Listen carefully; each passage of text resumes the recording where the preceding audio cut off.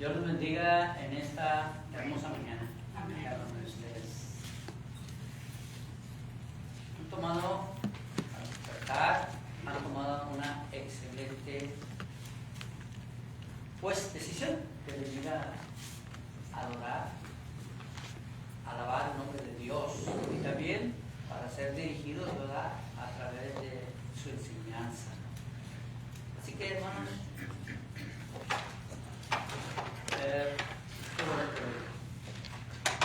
vamos a continuar con la enseñanza que tenemos sobre una de las enseñanzas más maravillosas que podamos encontrar en la Biblia, cuando Jesús habla sobre el rico y Lázaro.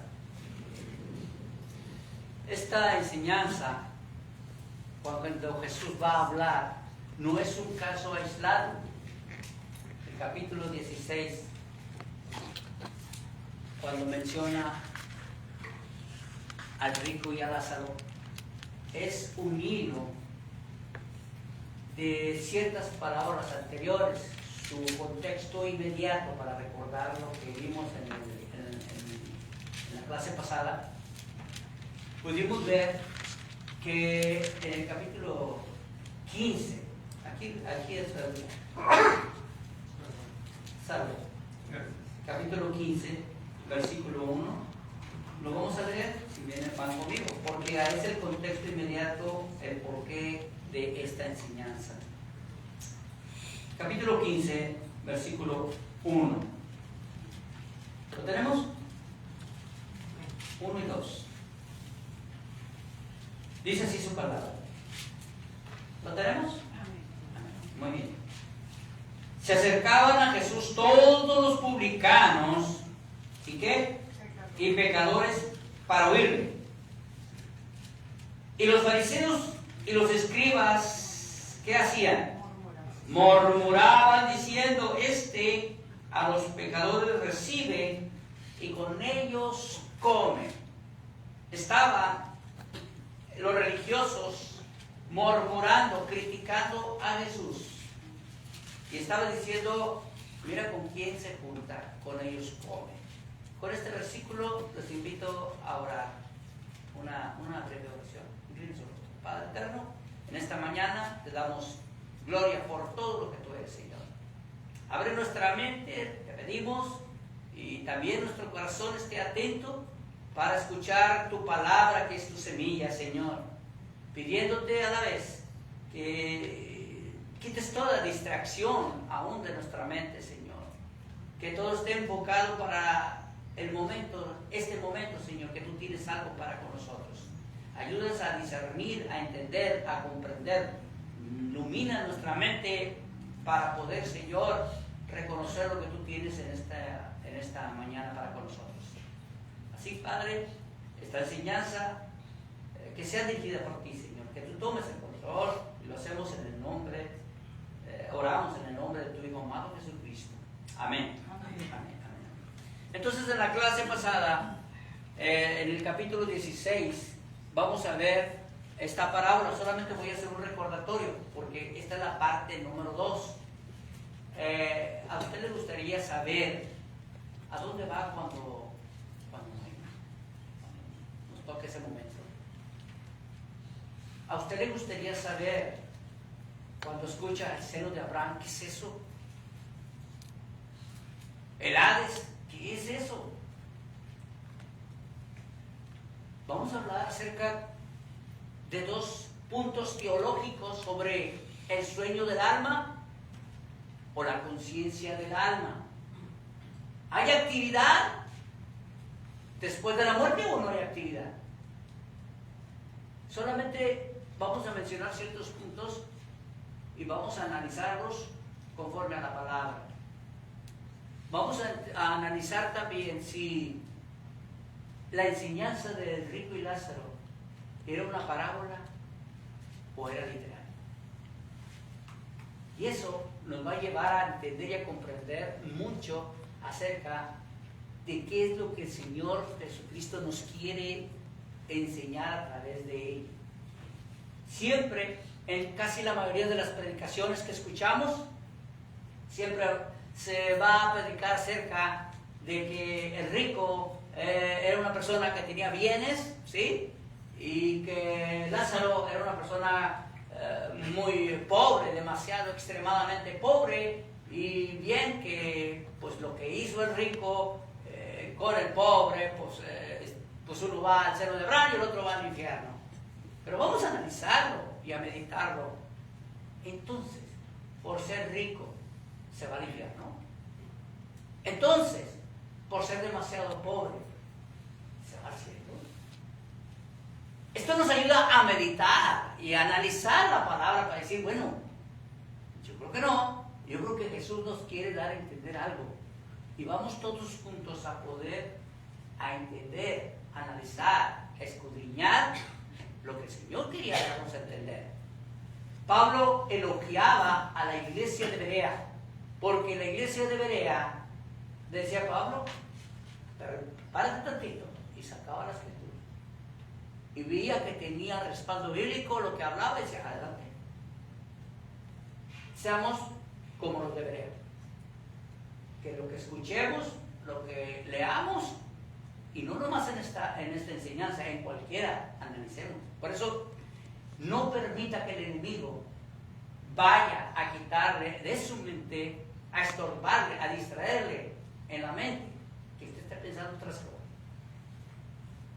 Porque entonces, en la semilla del sembrador, esa semilla que fue arrojada que va a caer fuera del surco, fuera del surco. Y van a venir las aves del cielo y se llevarán entonces esa semilla, esa enseñanza. Bien, vamos a la parábola, vamos a lo que es el rico y Lázaro. Había un hombre rico, solamente 5 minutos de introducción o para recordar nada más esto, y luego nos vamos a la parte 2. Había un hombre rico que se vestía de púrpura y de lino fino y hacía cada día banquete con esplendidez. Había también un mendigo llamado Lázaro que estaba echado a la puerta de aquel lleno de llagas y ansiaba saciarse de las migajas que caían de la mesa del rico, y aún los perros venían y le lamían las llagas. Mira, para entender esto tenemos que ir al contexto inmediato, que es el capítulo 15, donde los fariseos y los escribas están murmurando de Jesús, que Jesús se está juntando ¿con quién? Con los pecadores, con los publicanos. ¿Quién seguía a Jesús? ¿Recuerdas? ¿Quién iba con Jesús? ¿Quién era el que se aglomeraba con Jesús? Los publicanos, que eran considerados judíos que trabajaban para las taxas de los romanos. No los querían. Y aparte que ellos eran ladrones también. Hacían, ¿verdad? Robaban las taxas y se quedaban ellos con parte. O ponían taxas extremadamente para poder ganar ellos. Así que eran mal vistos. ¿Y quiénes eran los pecadores que le seguían? Pues la mayoría eran gentiles o judíos ebrios, judíos prostitutas. ¿Qué más andaban con Jesús para que estos los criticaran? Escribas y fariseos.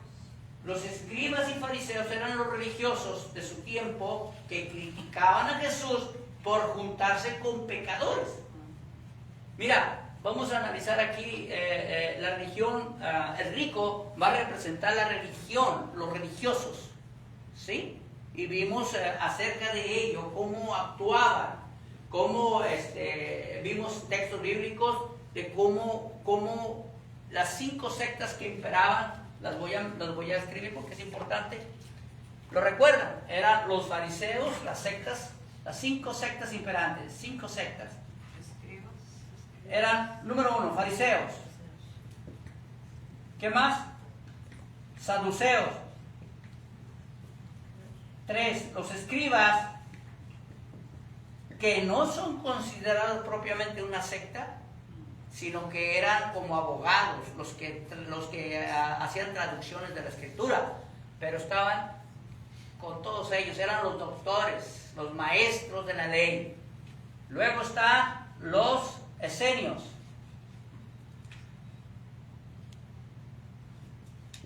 Estos eran una secta que se apartaba, vivía en lugares como cuevas o desiertos.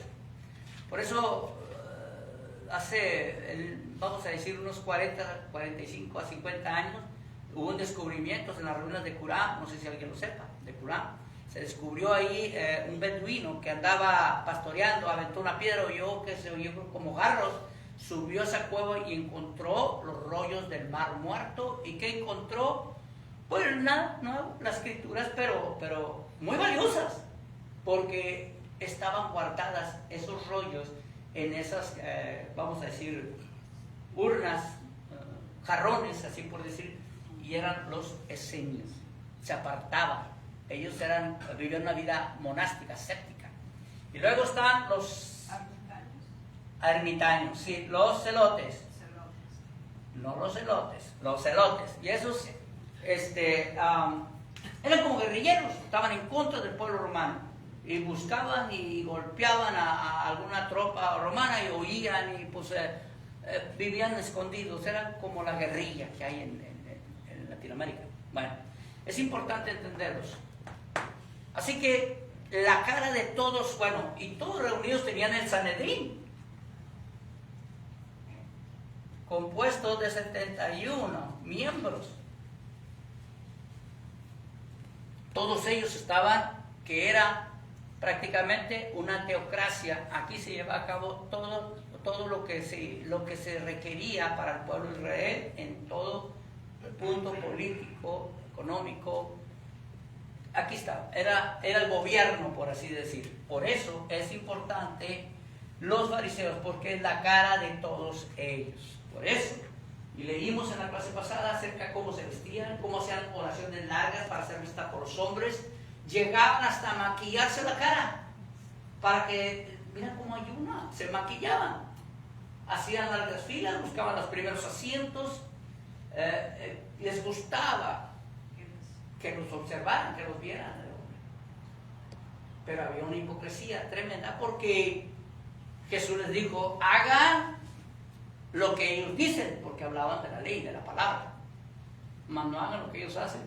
No había misericordia con el prójimo, y estaba murmurando y criticando a Jesús por juntarse con los pecadores. ¿Y cuál era una de las frases más maravillosas de Jesús concerniente a esto? Jesús dice, ¿se acuerdan cuando Jesús dice, pues yo no vine por justos, sino por qué? Pecadores del arrepentimiento. Hoy en día, ¿cómo aplicamos un espíritu religioso en los tiempos modernos? ¿Cómo lo aplicamos? ¿Cómo se... Hay un canto en el mundo. Subimos del mundo y decía Arjona, en mi barrio la más religiosa es doña Carlota. Hablaba del amor al prójimo, pero me rompió 100 pelotas. ¿Qué quiere decir? Que el hábito no es el monje. Personas que quizás recatadas, quizás llegan a la iglesia, cantan, participan de los actos de adoración, quizás pueden llegar a ser con conocimiento maestros, predicadores, ¿saben? Pero en realidad no hay misericordia. Y quizás se puede etiquetar a una persona, pero mira cómo es, mira cómo viene. O yo no voy a hablar de la vuelta porque, mira, tiene en su casa una virgen. No, que él es mormón, no, que él es evangélico, aquel es esto. Y empezamos a etiquetar. ¿Jesús usted cree que estuviera haciendo eso? La palabra de Dios dice que a lo suyo vino, a lo suyo. ¿Mas los suyos qué? No los recibieron. Mas a todos los que le recibieron, por así los Lázaros. ¿De qué? De ser hijos de Dios. Ellos no lo entendían. Que Jesús estaba predicando. ¿Y sabe? Lázaro representa a los que le recibieron, a los que creyeron, por eso andaban con Jesús siguiendo. Y ellos creían que se sentaban en la cátedra de Moisés. La cátedra era una silla. Y los rabinos y los maestros, cuando se sentaban, todo el mundo que iba a escucharlo se sentaba a los pies de la cátedra que iba a dar acerca de la ley. Mira. Pero ellos estaban en las sinagogas, en el templo. ¿Y Jesús dónde andaba? En las calles. ¿Con quiénes? Pues con los pecadores. Vamos entendiendo entonces, ¿verdad? El concepto que estamos hablando. Hermano, perdón. Sí, dígame. En el capítulo, ahí donde estamos leyendo, en el 15, en el versículo 1 dice, se acercaban a Jesús todos los publicanos y pecadores para oírle, hasta ahí, para oírle, para edificarse de lo que Jesús les hablaba de la palabra de Dios, del arrepentimiento, por eso lo seguían. ¿Correcto? Se acercaban a Jesús todos los publicanos y pecadores para oírle, y los fariseos y los escribas se acercaban para murmurar. Correcto. Vamos a entender algo. ¿Qué hacía Pablo como fariseo? Celoso de la ley. ¿Qué hacía con el cristiano?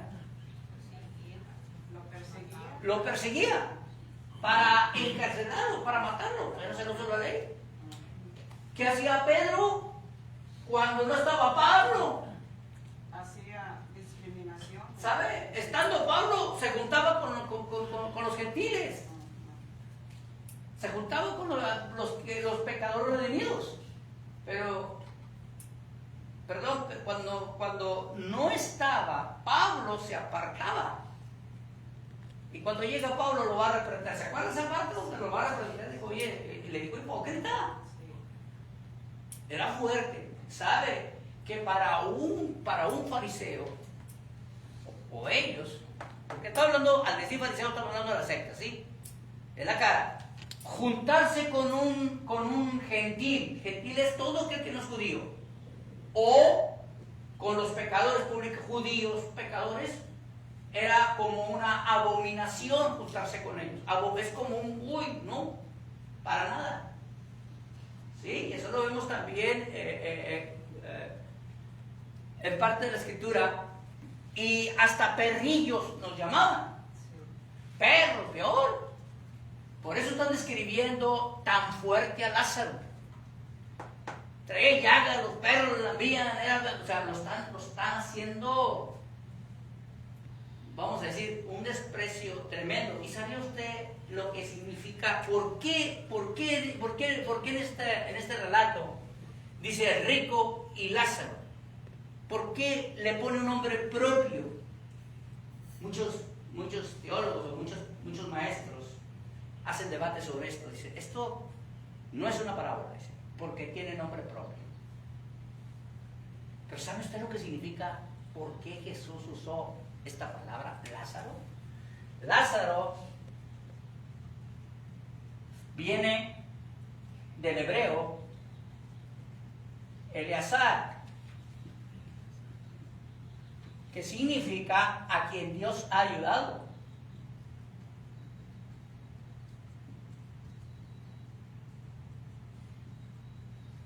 O a quien Dios ayuda.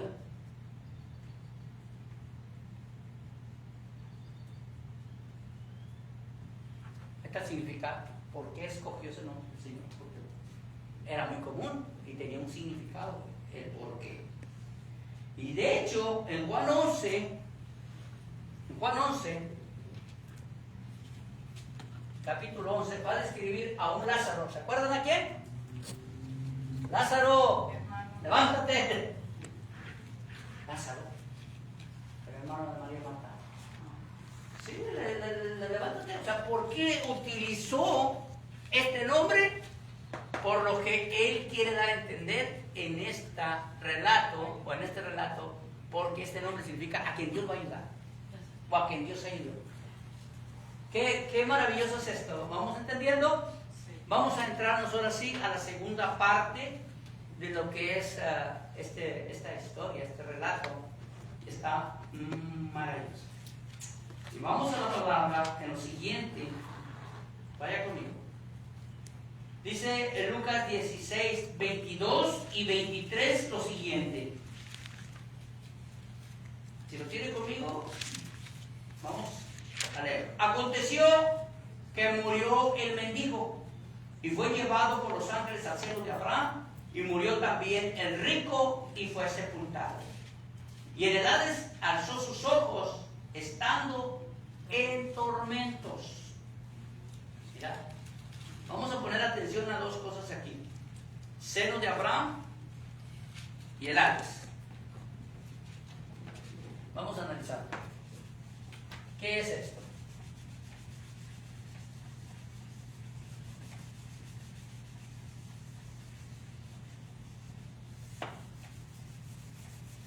No quiere borrarse mucho. Está muy fuerte la tinta, pero vamos a entender. Vamos a ver lo que era el seno de Abraham.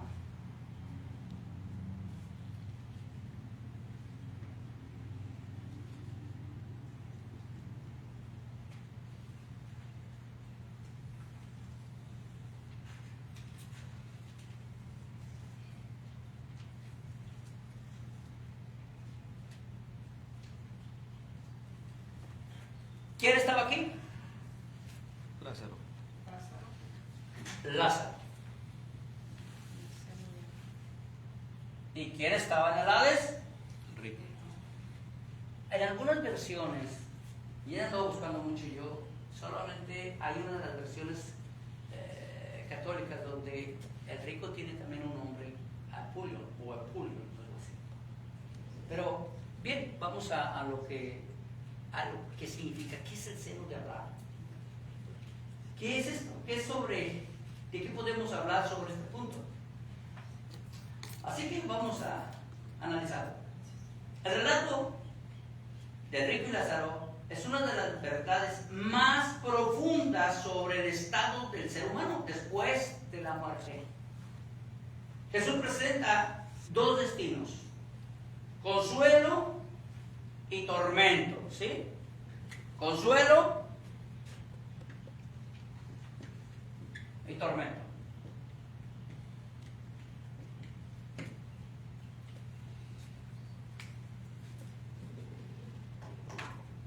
En el seno de Abraham vamos a mirar, analizarlo, vamos a ver el Hades y vamos a ver la conciencia o el sueño del alma después de la muerte, y también obviamente la eternidad y la responsabilidad espiritual hoy consciente en este mundo. La muerte, hermanos, no es el final. No termina ahí la existencia. Esta continúa. Así que vamos a analizar qué es el seno de Abraham. Bueno, para eso tenemos que entender Génesis capítulo 3, 23 y 24. Génesis 3, 23 y 24. Si alguien lo tiene, vamos para atrás para entender el seno de Abraham. Génesis 3, 23 y 24. ¿Qué dice? Y lo sacó Jehová del huerto del Edén para que labrase la tierra de que fue tomado.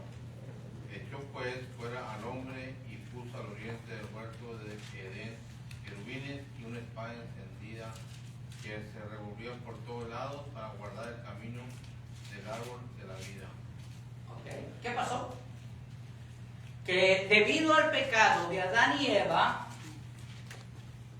por el pecado de Adán y Eva, en el paraíso, o sea, en Edén, ¿sí?, fueron expulsados y el Señor cerró el camino del árbol de la vida para que nadie entre, con querubines y con dos espadas. Cerróse, nadie pudo entrar. Entonces, ¿qué pasa? Vamos a analizar también, Dios levanta a un hombre llamado Abraham, allá en la tierra de Ur, de los caldeos, ¿sí? Porque la familia de Abraham era una familia que se dedicaba a hacer estatuas, o sea, eran idólatras. El Señor le dice: sal de tu tierra y tu parentela y te voy a enseñar una tierra que fluye leche y miel. Y él obedeció. Dice así Romanos 4:3. Romanos 4:3. Porque, ¿qué dice la Escritura? Romanos 4:3. ¿Alguien lo tiene? Romanos 4:3. Porque, ¿qué dice la Escritura? Leyó Abraham a Dios y le fue contado por justicia. Bien, entonces Adán es el padre de la fe, así es llamado. Luego, vamos a decir por qué era el Señor de Abraham. Santiago 2:23, si quiere apuntarlo nomás, Santiago 2:23. Y se cumplió la escritura que dice, Abraham creyó a Dios y le fue contado por justicia y fue llamado amigo de Dios. El seno de Abraham es un concepto del judaísmo antiguo y también de los primeros cristianos. Y vamos a entender lo siguiente. ¿Qué pasa entonces? Más adelante vemos que ustedes saben la historia hasta donde llega Moisés y le dan la ley, ¿verdad? Señor. Pero ¿qué pasa cuando se practicaba, se creía en Dios? ¿Y qué pasa cuando llevaban de acuerdo la ley bien? O cuando estas personas cumplían la ley correctamente y morían, ¿a dónde iban? ¿El paraíso estaba qué? Cerrado. ¿A dónde iban? Entonces vamos a entender algo importante aquí acerca de la expiación. ¿Se acuerdan de la expiación?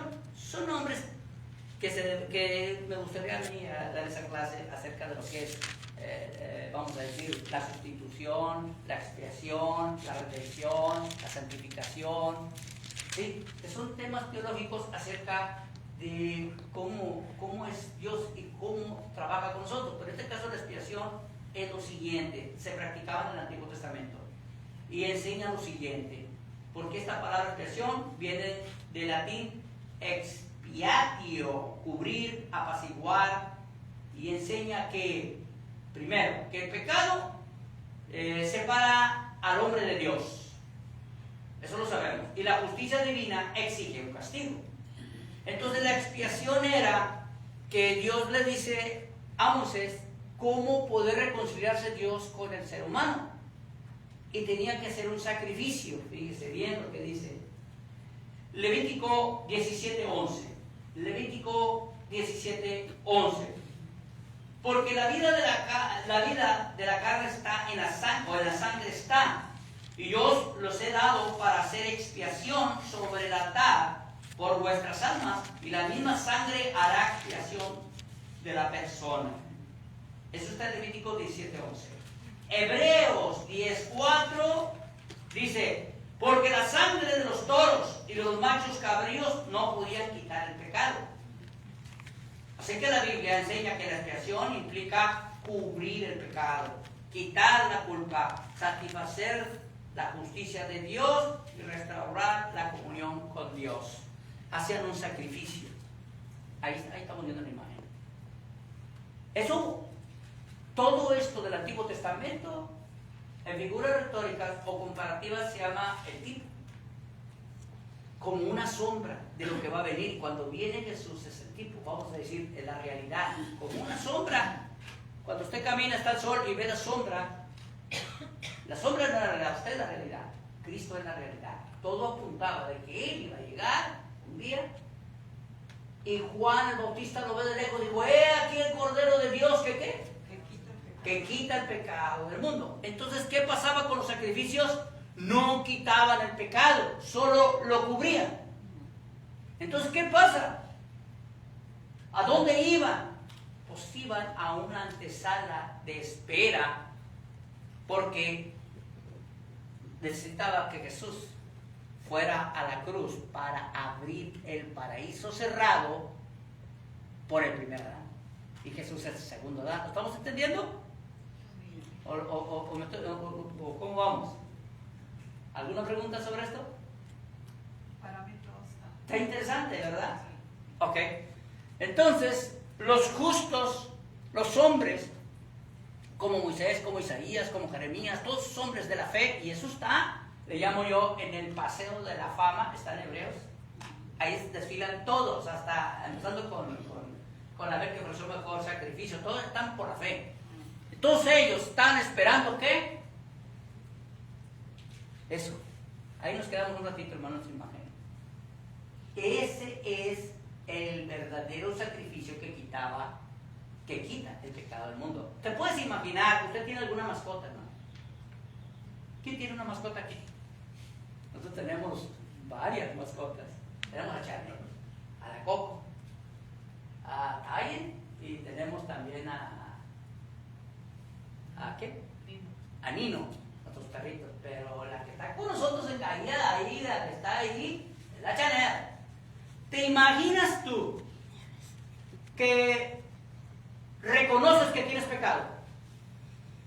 Tengo pecado, ¿qué voy a hacer? Y miras a Chanel, miras a tu mascota.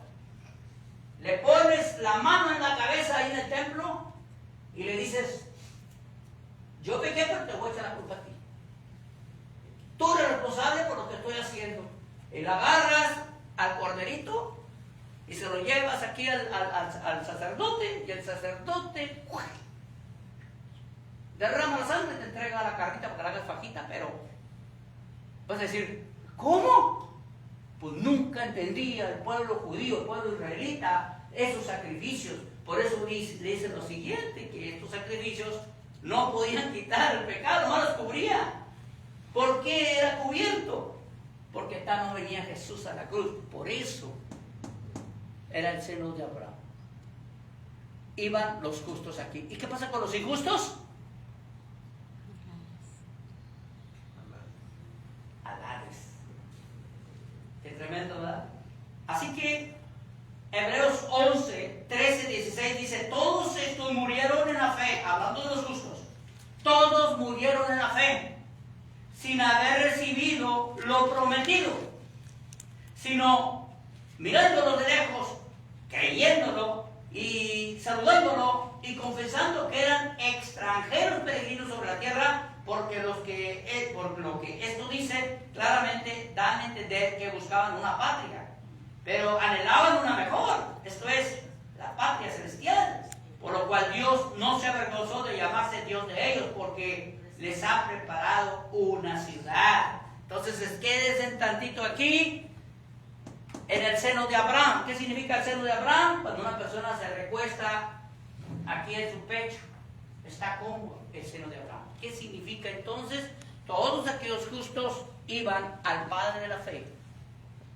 Era una sala intermedia, pero no era tan agradable. Era agradable, obviamente, pero no tanto, porque estaba viendo aquí es lo que dice Ricolas, estaba viendo sufrimiento. Eso es tremendo. ¿Alguna pregunta? Por lo tanto, el seno de Abraham es un lugar de descanso de los justos, comunión con los patriarcas, esperanza de la precruz. Ahorita vamos a ir, ¿no? Vamos a continuar. El Hades, ¿qué era el Hades? ¿Qué es este? ¿Qué significa estar aquí? ¿Qué es el Hades? ¿Qué es el Seol? ¿Qué es la Yaena?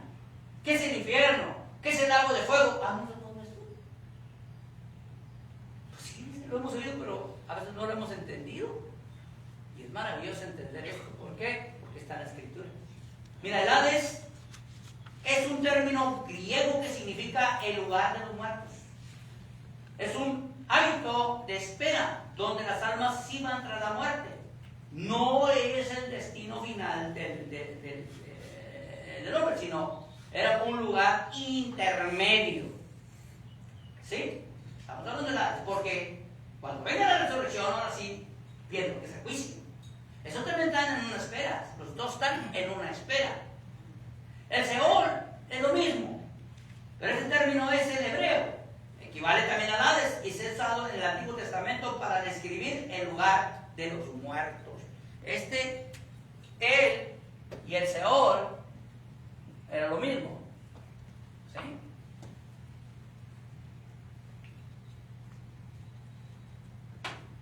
Pero lo que le llaman la Yaena, que Jesús la comentó, es un valle que está en Jerusalén donde se quemaba basura. Jesús lo usaba como un símbolo de juicio que era presente a lo que era el castigo final del hombre. Mateo 5:22, Jesús habla de la Yaena de fuego como un destino de condenación. Mateo 5:22. Pero era un simbolismo. de lo que es el infierno. El infierno, ahora sí, en la Biblia es el estado de separación eterna ya de Dios. Un lugar de castigo definitivo tras el juicio. ¿Sí? Mateo 25:41, ahí Jesús dice, entonces dirá también a los de la izquierda, apártense de mí, malditos, al fuego eterno preparado para el diablo y sus ángeles. Este texto muestra lo que era el infierno como un castigo eterno separado de Dios. Tesalonicenses habla que los muertos en Cristo resucitarán primero. Y los que hayamos quedado seremos arrebatados juntamente con ellos en el aire. Pero unos para gloria de Dios, otros para vergüenza, para condenación. ¿Y qué pasa? Ahí sí es donde se sale, se hace el juicio y se va a lo que es el infierno. Sigue el juicio, desintegra, vamos a decir, el lago de fuego.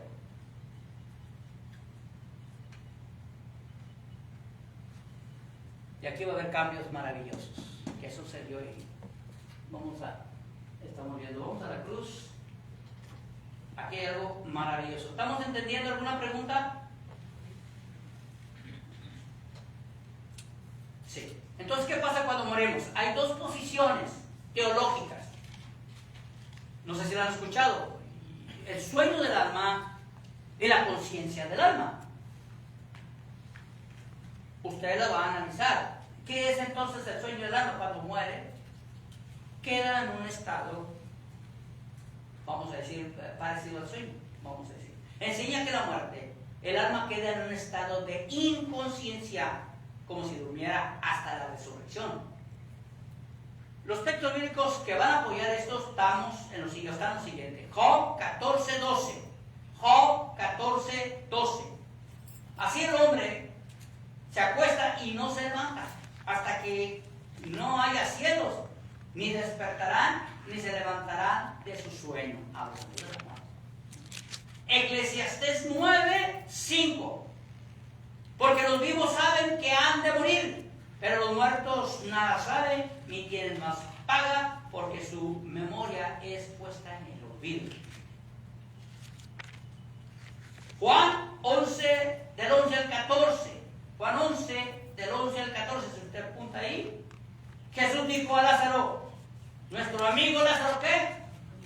Duerme. Me voy para despertar. Entonces eso es la doctrina del sueño del alma. Pero vamos a ver la otra contraparte, que es la doctrina de la conciencia del alma. Son dos posiciones. Sostiene que tras la muerte el alma permanece plenamente consciente. Está consciente. Sin entrar en un estado de inactividad, es decir, después de morir el alma recuerda, siente, espera un juicio. Apocalipsis 6, del 9 al 10. Las almas de los mártires claman a Dios desde abajo, desde el altar, mostrando que están conscientes, recordando su sacrificio y pidiendo justicia. Están pidiendo justicia. O sea, conciencia. Esta es la otra posición, Marcos 9, del 2 al 4. Y se transfiguró Jesús delante de ellos y se le apareció Elías con Moisés, que hablaban con Jesús. Ahora vamos a ver que hay una transfiguración. Filipenses 1, 23. Pablo dice que desea partir y estar con Cristo, lo que muestra una continuidad consciente después de la muerte.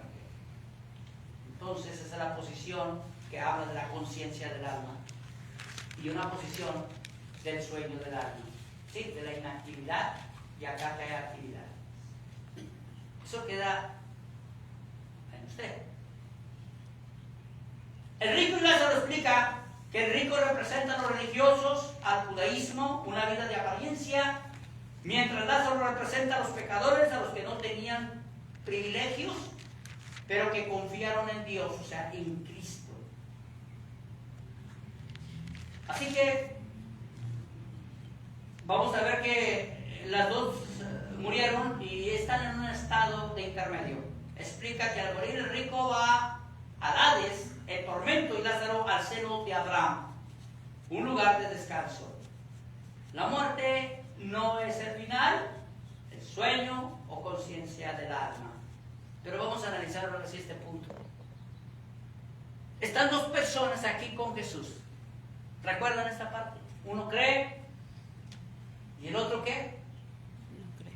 No creyó. Lucas 23, 42, 43. Eso está ahí. Lucas 23, 42, 43 dice lo siguiente. Jesús le promete, porque el que creyó le dijo: acuérdate de mí. ¿Cuándo qué? Vengas en tu reino. Jesús voltea a decirle lo siguiente: hoy estarás conmigo. De cierto te digo, hoy estarás conmigo. ¿Dónde? Pero ¿cómo? Si estaba cerrado. Pero Jesús está diciendo algo maravilloso. ¿Sabe qué es lo que va a hacer Jesús? Le está prometiendo: hoy estarás conmigo en el paraíso. ¿Sabe por qué? Porque a las cuantas horas, a las 3 de la tarde, Jesús muere. Pero no permanece en el río. Jesús bajó cuando murió. En esos 3 días estaba trabajando, ¿sabe? Efesios 4, 9, 10. Efesios 4, 9, 10 dice: aquel que subió también bajó a las partes más bajas de la tierra. ¿A dónde? A estos.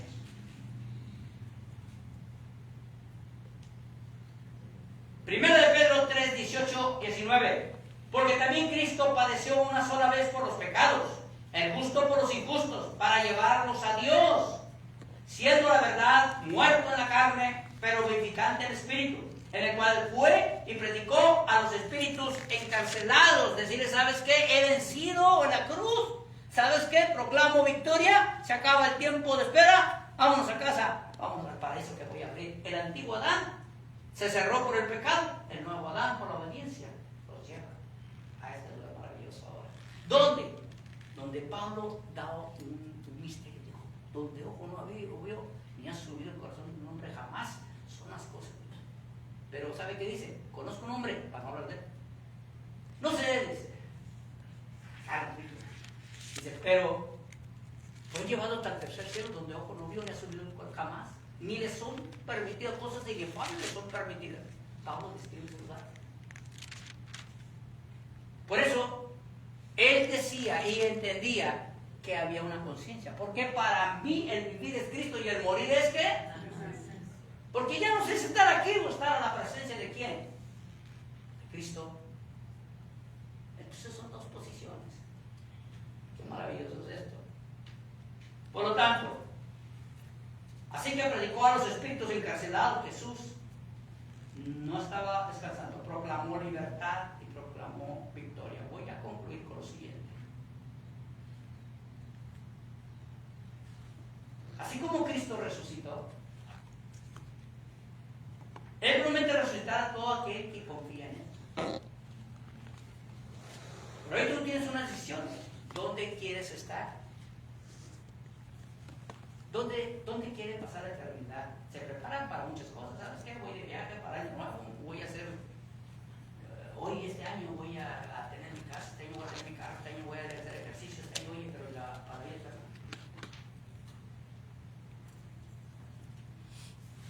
¿Dónde vas a pasar? ¿Dónde quieres estar? ¿Quieres seguir una religión vacía? Sí vengo a la iglesia, yo canto, yo enseño.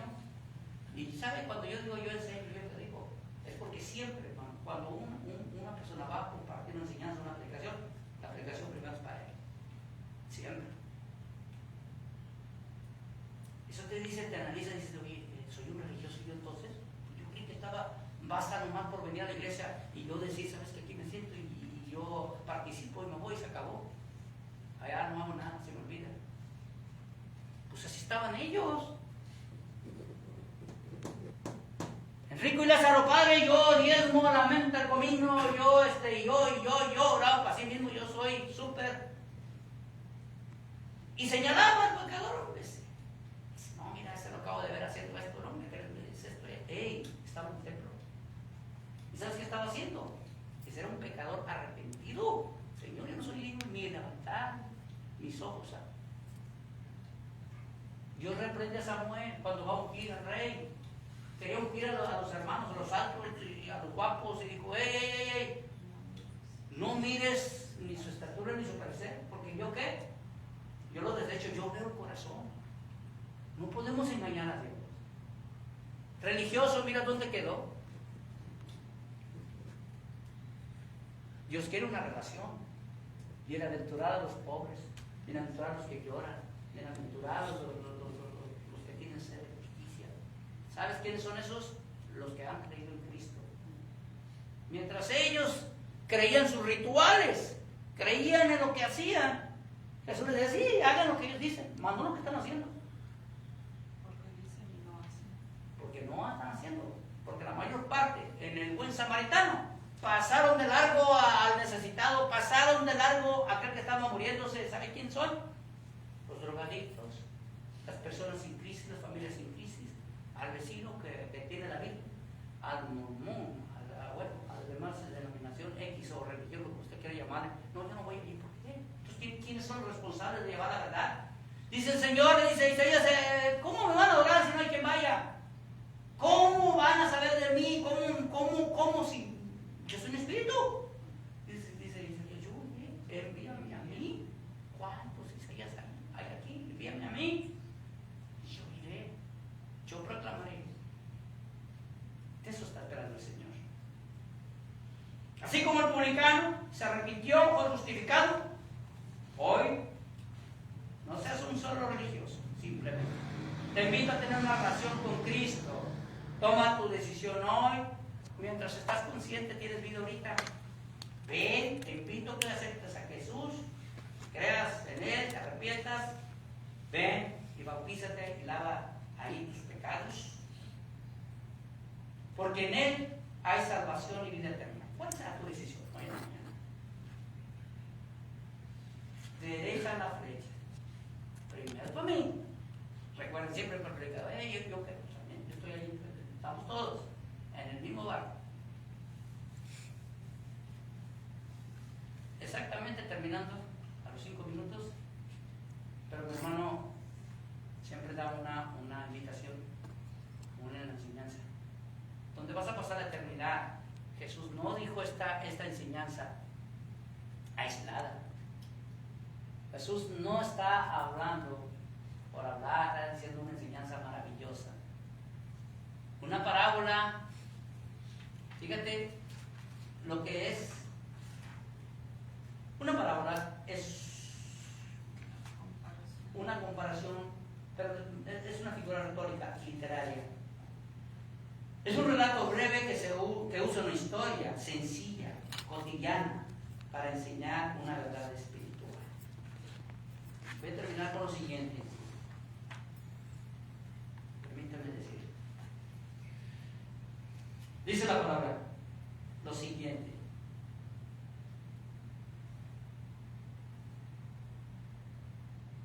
Entonces le dijo, 27, te ruego pues, Padre, que les envíes a la casa de mi padre, porque tengo 5 hermanos, para que les testifique, a fin de que no vengan ellos también a este lugar de tormento.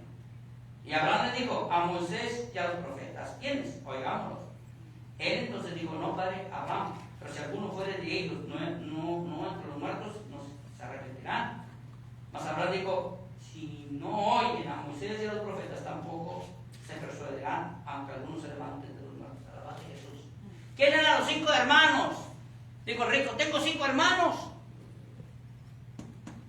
Que vaya Lázaro y les predique. ¿Quiénes eran? Los fariseos, los saduceos, los escribas, los esenios y los celotes. Ahí está la clave, ¿quiénes eran?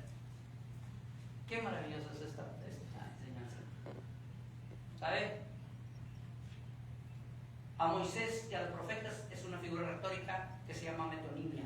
cuando pones una palabra por otra. Al leer el profeta hablaba de la Biblia del Antiguo Testamento. A ellos oigan. Jesús, viendo el pueblo, los milagros, viendo a Jesús las enseñanzas, no creyeron. Esperemos cuál sea su decisión el día